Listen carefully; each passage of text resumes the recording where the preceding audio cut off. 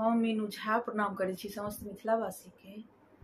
एकटा विवाह गीत ल के उपस्थित छी। परिछन संग दऽ रहल श्रीमती माला झा। धन्यवाद। जय मिथिला, जय मैथिली। हे यौ काका प्रणाम, अपना बेटा के अहाँ अपना बेटा के कते रखने छी दाम। हे यौ काका प्रणाम, अपना बेटा के अहाँ अपना बेटा के कते रखने छी दाम। हे यौ काका प्रणाम, बैसल सोफा देलन केलन सामान। बैसल सोफा देलन केलन सामान।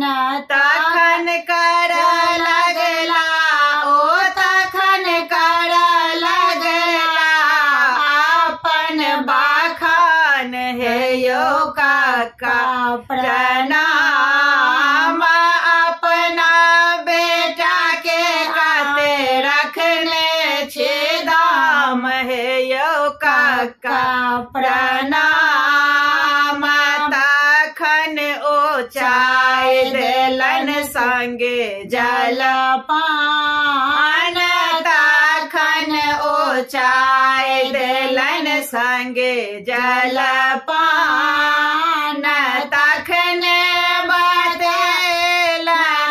तखन बतेलन अछि 20 लाख दाम। है यौ काका प्रणाम, अपना बेटा के कते रखने छी दाम। है यौ काका प्रणाम, बेटा वाला के मुख शोभैया पान। बेटा वाला के मुख शोभैया पान। बेटे वाला सबके बेटे वाला सबके छूटैया घाम। है यौ काका प्रणाम, अपना बेटा के कते रखने छी दाम। है यौ काका प्रणाम, बेटा बेटी दोनों एक समान। बेटा बेटी दोनों एक समान।